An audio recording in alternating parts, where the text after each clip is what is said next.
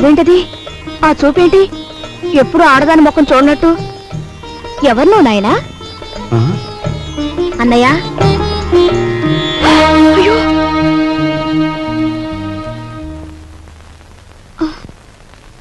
ఎవరు అమ్మాయి? పని మనిషిరా, ఇవాళే వచ్చింది. మన ఇంటికి పని మనిషి ఎందుకమ్మా? అదేమిట్రా, మీ అమ్మ ఒక్కతి పని చేసుకోలేక అవస్థ పడుతుందని నేనే కుదిర్చాను. అమ్మ ఒక్కతే చేయాలి, చెల్లెలున్నారుగా. ఇదేమో చదువుకుంటోందా? సరస్వతికి 4 రోజుల్లో పెళ్లి చూపులు. సరస్వతికి పెళ్లి చూపులా?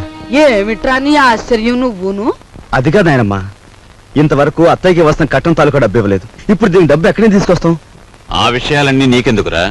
అప్పో సప్పో చేసి నా తిప్పల్నే పడతాను. అప్పు చేసి పెళ్లి చేసేంత అవసరం ఇప్పుడు ఏమొచ్చింది? ఒరే, డబ్బున్నప్పుడే నిన్ను చదివించొచ్చులేరు మీ నాన్న అనుకునుంటే నీకు అసలు చదువు వచ్చేదేనా?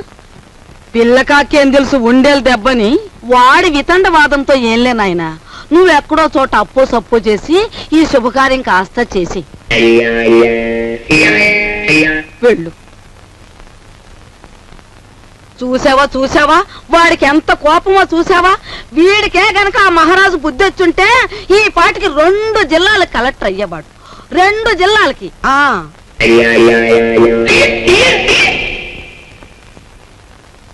అన్నయ్య, కాఫీ. సరస్వతి, అలా కూర్చో. నీకో విషయం చెప్పానుందమ్మా, కానీ ఎలా చెప్పాలో ఏమిటో. చూడన్నయ్య, మన ఇంట్లో దేనికైనా తిరగబడి చెప్పే ధైర్యం నీకొక్కడికే ఉంది. నువ్వు చెప్పలేకపోవడం ఏమిటన్నయ్య? ఎప్పుడో పెళ్ళైన అత్తయ్యకు మనం కట్నం ఇవ్వలేకపోయాం. ఇప్పుడు నాన్న నీ పెళ్లి తలపెడుతున్నాడు. ఈ పెళ్లికి డబ్బు ఎక్కడి నుంచి తీసుకొచ్చేవగలడు? మరేం లేదమ్మా, నాకు పెళ్ళొద్దని నువ్వు తిరగబడాలి. ఈ భయాలతోనే మనందరం నాన్నగారి బాధ్యతని పెంచేస్తున్నాం. మనం ఎదిరించి ఓ నిర్ణయం తీసుకోకపోతే అవి పరిష్కారం కావు.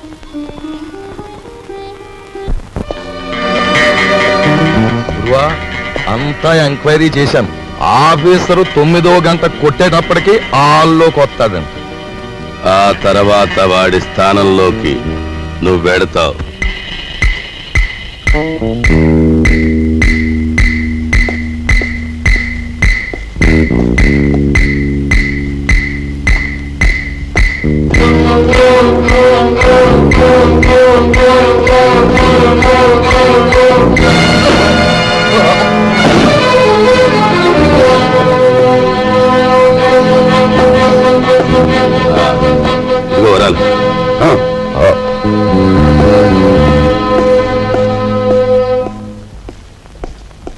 Good morning sir.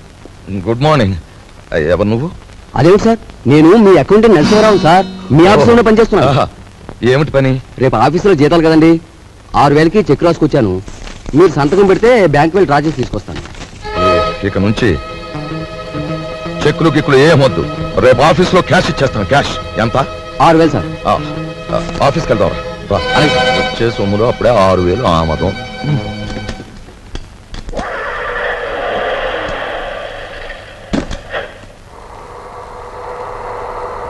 వాడు మా పెద్దబ్బాయి, ఎంఏ చదివాడు.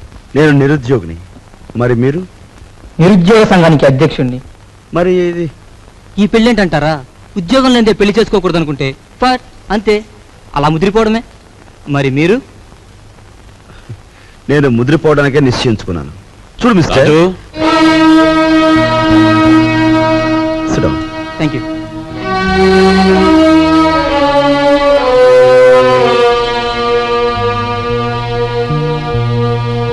లలిత,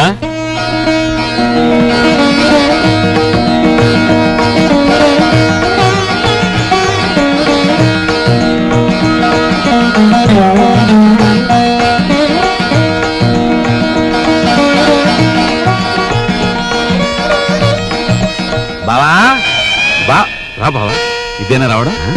హాల్ అంతా ప్రేక్షకులతో నిండిపోయింది. కొంప తీసి సరస్వతికి ఏమన్నా పెళ్లి చూపులా? అవును బావ. బాగుంది.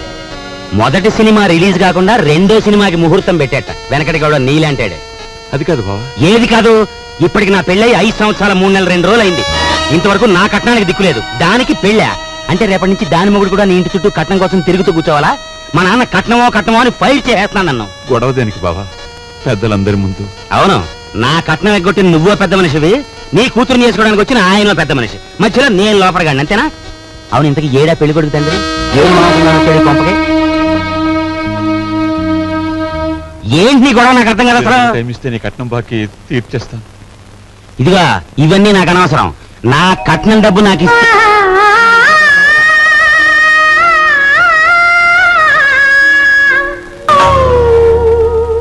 అయ్యా, మీ అమ్మాయి మాకు బాగా నచ్చింది.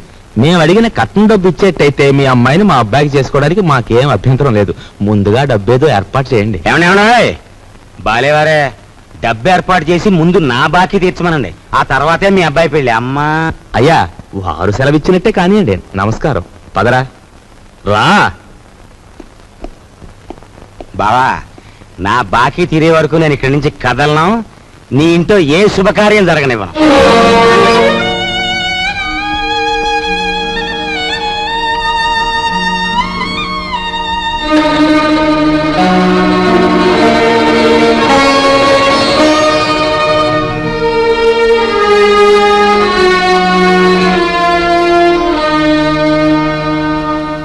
ఈ డబ్బుతో మీ పెళ్లి సంబంధం ఖాయం చేసుకునేందుకు నాకేం అభ్యంతరం లేదు. అయితే అనుకున్న కట్నం బ్యాలెన్స్ పెళ్లికి వారు ముందే ఇవ్వాలి. ఇవ్వలేదనుకోండి, ఈ పెళ్లి జరగదంటాడు మా నాన్న. మిగిలిన సొమ్ము లగ్నానికి వారం ముందే ఇస్తా. శుభం. వెళ్ళి ఏర్పాట్లు చేసుకోండి. అలాగే, వస్తానండి.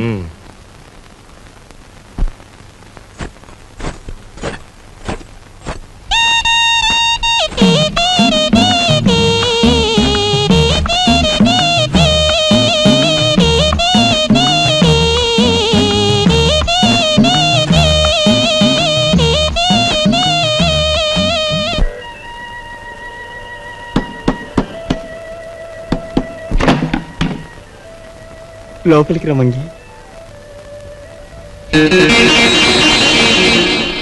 చిచి, నువ్వు కాస్తంత లేవు, అందులోనూ చదువుకునే కుర్రాడివి. నీ గది నిండా బూతు బొమ్మలా. ఏంటయ్యా నువ్వు చదివేది? ఉండు, నీ పని చెప్తాను. అమ్మగారు, అయ్యగారు, పెద్దబ్బాయి గారు. మంగి మంగి, ఇంకెప్పుడన్నా పిచ్చి పిచ్చి వేషాలేస్తూ నా వంక చూసావో జాగ్రత్త. ఇక నుంచి నీ గది నువ్వే ఊడ్చి పాచి పోగు చీపురు అటువైపు పడాయి. లేదు అమ్మగారు? వద్దు, నా గది నేనే ఊడ్చుకుంటాను.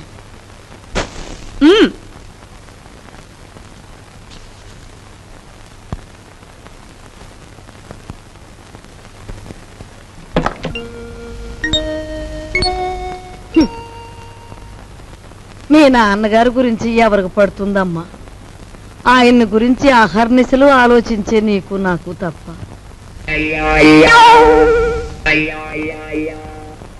అమ్మాయి సావిత్రి వచ్చిందిగా, ఏం వండుతున్నా? పప్పులు చేసి చాలే, ఆడబిడ్డ ఇంటికి వస్తే పులుస్తోనూ చారుతోనూ అన్నం పెడతావా? నా తల్లికి నేతిగారులంటే ఇష్టం, అవి చెయ్యి.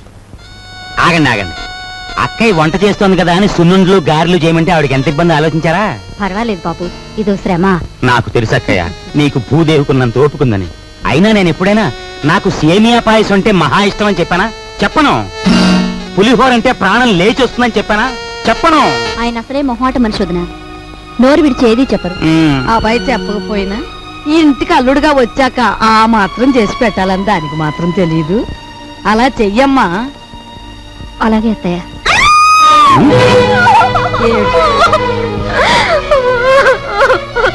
ఏమిటే, ఏమైంది? ఎందుకు ఏడుస్తున్నావు? ఏమన్నా తేలు కుట్టిందా? పావుల నర్సాయికి ఫోన్ చేస్తా. తేలు కాదండి, చచ్చిపోయిన సన్యాసిరావు గారు చటుక్కున జ్ఞాపకం వచ్చారండి. ఆ మూల కూర్చుని ఏడుస్తావేమిటే? ఆ ఏడ్చా ఏడిపేదో ఇటు వచ్చాడు. ఈ కేడొచ్చండి. అవునన్నట్టు ఎవరో జ్ఞాపకం వచ్చి ఏడుస్తున్నావు కదా, హూ ఇస్ దట్ సన్యాసి? ఏదైనా ఫ్లాష్ బ్యాకా? ఏం బ్యాకో నాకు తెలియదు కానీ తమలాగే అతను కూడా ఒక రోజు అత్తారింటికి వచ్చాడండి. ఇంతకేం జరిగిందే? ఆయన గారు వచ్చి సరిగ్గా అయ్యగారు అడిగిన పిండి వంటలే చేయించుకొని తిన్నారండి. తింటే తినాలే, ఆ తర్వాత? ఇంకా ఏం జరగాలండి, రాత్రి అయ్యేసరికి జ్వరం వచ్చిందండి, ఆ తర్వాత వాంతులండి, ఆ తర్వాత విరోచనాలండి, తీరా చూస్తే కలరా అన్నారండి. కలరానా? ఆ మర్నాడు పొద్దున ఆ బాబుగారు ధన్మని చచ్చిపోయారండి. ధన్మని చచ్చిపోయాడా? సరిగ్గా ఈయన అడిగిన పిండి వంటలు వద్దు, పాడు వద్దు కానీ. నీకు నమస్కారం తల్లి, ముందే చెప్పావు. మనిషి బాగుంటే చాలేమ్మా, పిండి వంటలు లేకపోతే పోయాయి.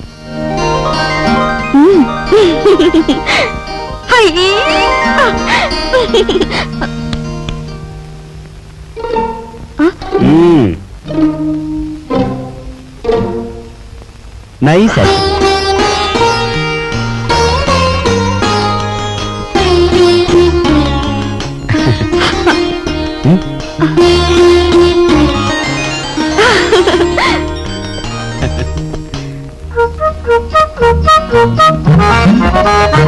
ఓయ్ ఓయ్, తొందరగా లాగించో లాగించో.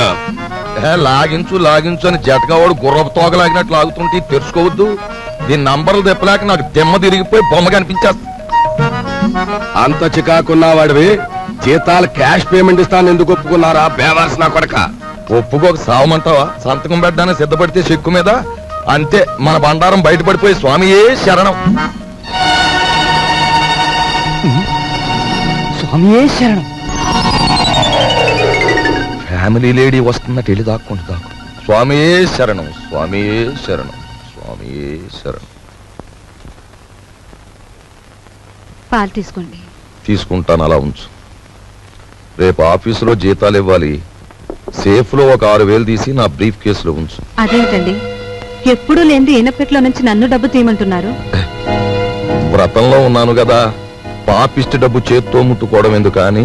దీని నంబర్లు నాకెప్పుడు చెప్పలేదు కదా, ఇప్పుడైనా చెప్పండి, తీసిస్తాను. ఎన్నాళ్ళు లేని డబ్బు యాతన ఇప్పుడు మాత్రం నీకెందుకు? స్వామియే శరణం. నే పూజ చేసి పడుకుంటాను, నువ్వు వెళ్ళి పడుకో. అలాగే. స్వామియే శరణం. ఆఫీసర్ గారికి ఇనపెట్టే కాదు, ఇళ్ళాలు కూడా లాసే. రే నోరు మీద వచ్చిందే ఎదవ పని మీద, అందులో మళ్ళీ విచారం ఐడియా ఒకట. ఆవిడనే కాదు, పని పిల్ల గురించి నువ్వు పల్లెత్తు మాట మాట్లాడిన పళ్ళు పిక్సి చేతులు పెట్టేస్తాను. ఓయ్ ఓయ్ పెట్టేద్దు గానీ ముందా పని చూడు.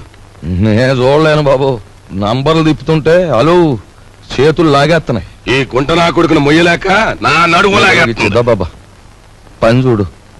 సత్తే తలిపేసి నువ్వు పని చూడు. నేనా?